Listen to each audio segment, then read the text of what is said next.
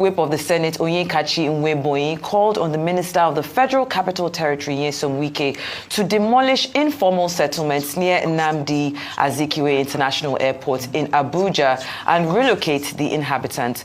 Nwaaebonyi, who represents Ebonyi North, a senatorial district, made the call during plenary while contributing to the debate on the 2025 statutory budget of the FCT. Now, the senator said some structures around the airports do not project a positive image of Nigeria to visitors arriving in the capital, describing the communities as an eyesore. Let's take a look. Mr. President, I want the FCT Minister to extend his infrastructure development of the city within the surroundings of the Abuja airport. Mr. President, distinguished colleagues, if you are descending into Abuja airport, the inhabitants, the type of infrastructure within the environs, Your Excellency, does not represent the good image of this country. And I think that the FCT Minister should capture in their next budget, if not incorporated in this, to either relocate the inhabitants of the people within the airport or renew the area, at least, because that is the mirror of the country as we are descending into Abuja airport. Some of us, if you take into account to view the environs of the airport while descending into Abuja, you will agree with me, Excellency, there is an eyesore. It doesn't give good image of the nation, and I think something has to be done about it. If you are coming from the airport, if you are descending, the first place you see, if you are descending, let's take it gently. Yes, Excellency. The first place you see on the right is the presidential wing. Thereafter, you come across a very beautiful flyover. Yes, Excellency. Which is almost like a boulevard.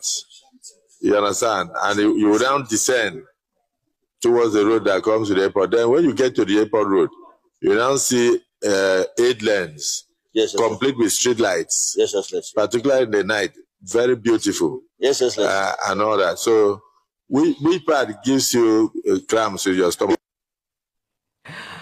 Well, there have been different reactions to this particular story because people are wondering, like, okay, what exactly do you want? You want them to just move these people out? You're not talking about, okay, exactly where would they be moved to? And really and truly, should we be looking at the economic empowerment of those people as opposed to just moving them away for cosmetic reasons? We'll start with you, Rufai. Truth is, it's a very sad one that the senator could say such a thing, and I totally disagree with that. There's nothing wrong with those people. Those people were originally indigenous to those areas, even before Abuja itself was created. Exactly. All right, and the airport has encroached on their village. That's their ancestral home. Mm-hmm. They've encroached on their land, and over the years, compensation has been a big issue. They've not been able to settle them. I think they're called the Wahala village. That's what it's called around there. And you've not effectively done that. Those houses, I think it's even a testament to the rich architectural history of Nigeria. Some of them mud houses, some of them little huts and hamlets and things like that. Some of them, newly built block houses and the likes. But look at it. It's also a rich testament to what Nigeria is all about. You can't remove the historical antecedents. In fact, it's the indigenous feel that people come from. Have you ever wondered? Look at some of these houses, sparsely scattered and things like that. Have you ever wondered, when President Clinton came in the 2000 here, he went to a village in the outskirts of Abuja, known for the pottery and other works around what Ladi Kwali, of blessed memory, had done for this country. So that's the look and feel. It's not every city that is gentrified that you have, lights and everything when you come in the night. Then, let's now talk about the right of the indigenous people of those areas. I think some of them, the Bayi and some of them of those tribal extraction, they have been displaced since Abuja was set up, and nothing has been done to be able to fight for their rights. A lot of these people keep complaining every time the fact that their rights have been hampered on. Proper compensation have not been paid. Let's see how we can grow those areas. Not saying people should go and demolish hard-earned money. They use their money to build homes. Say you should go and demolish because of aesthetic. You think it's everybody that has money to build Metama kind of houses and put a boulevard there? Why are you always against the poor people in this country? Quite insensitive. What is happening? Which kind of talk is that? No, leave them. Okay. So, well, it's been clarified that this area is actually demarcated for development, not now. So it's not a question of if the demolitions will happen. It's a question of when the demolitions will happen. However, I think it's really important for us to encourage leadership to lead with empathy. By that, I mean, we have a housing crisis in Nigeria. It's said that we have to build 1 million units of houses for the next 20 years for us to be able to meet the demand of housing. That's on the government side. On the private side, it's simply unaffordable. It's a struggle, even for you and I now, you know, for those who pay rent or even those who have dues to pay and so forth. The real estate has become extremely expensive. So for me, I feel, okay, fine. If this area behind the airport has been demarcated for development, no problem. However, this habit that we've gotten into, this culture of demolishing before we've established where people are being relocated to, and in most cases, they are being given very meager compensation, if at all, that is the culture that I think needs to be addressed in this instance. So leadership with empathy. Let's begin with, there is a shanty. It has been targeted for demolition because of development. Fine. What can we do to speed up the development of affordable housing units for these people so we can relocate them, because this place needs to be demolished?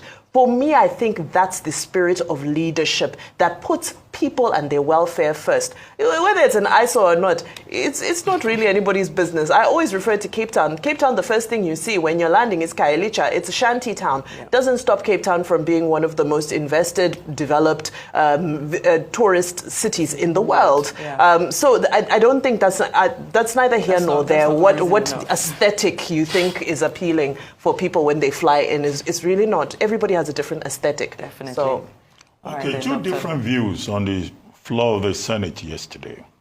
Senator Nwaaebonyi, the senator representing Ebonyi North, saying that the community of shanties, people living behind the airport, is an eyesore, because when it looks down from the prestigious, lofty heights of air travel, what he sees are these poor people giving Nigeria a bad image.